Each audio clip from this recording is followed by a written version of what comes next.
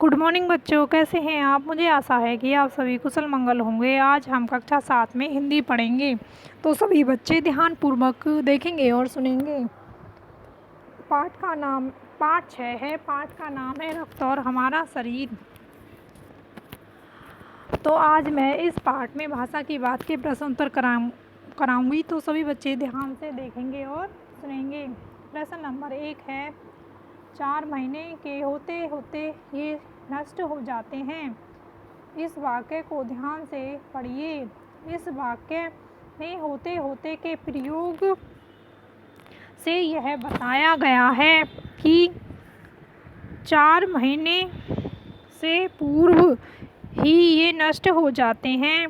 इस तरह के 5 वाक्य बनाइए जिनमें इन शब्दों का प्रयोग हो। बनते बनते, पहुँचते पहुँचते, लेते लेते, करते करते। तो उत्तर में लिखेंगे शब्द और वाक्य हेडिंग डाल लेंगे। बनते, उसने नौकरी पाने के लिए बहुत भाग दौड़ की, परंतु उसका काम बनते बनते रह गया।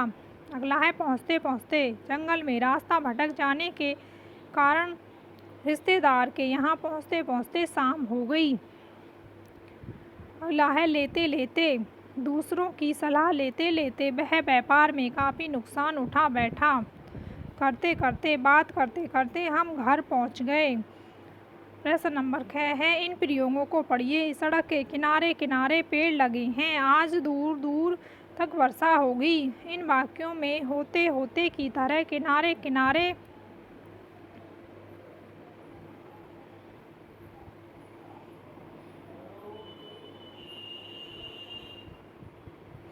का अर्थ है किनारे से लगा हुआ, और दूर दूर का बहुत दूर तक। दूर दूर का अर्थ है बहुत दूर तक।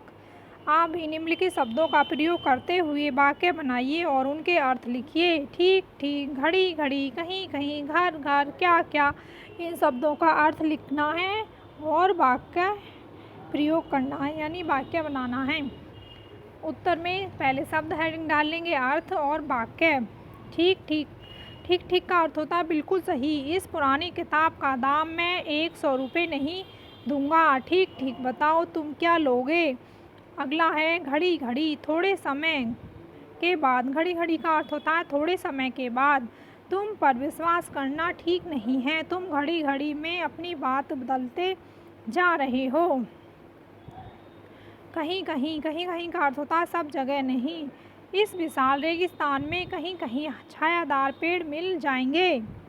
इस विशाल रेगिस्तान में कहीं कहीं छायादार पेड़ मिल जाएंगे। घर घर, घर घर का अर्थ होता है प्रत्येक घर में। सरकार द्वारा निःशुल्क प्रशिक्षण देने के बाद इस गांव के घर घर में छोटे छोटे उद्योग धंधे शुरू हो गए। क्या क्या, क्या क्या का अर्थ होता है अनेक या कई। यहाँ तक पहुँचने के लिए मैंने क्या क्या कठिनाई उठाई हैं, यह सब कहना या बताना मुश्किल है। यहाँ तक पहुँचने के लिए मैंने क्या क्या कठिनाइयाँ उठाई हैं, यह सब बताना मुश्किल है। तो आज के लिए इतना ही। ये वाले क्वेश्चन आंसर सभी बच्चे अपनी नोटबुक पर लिखेंगे और लर्न भी करेंगे। धन्यवाद।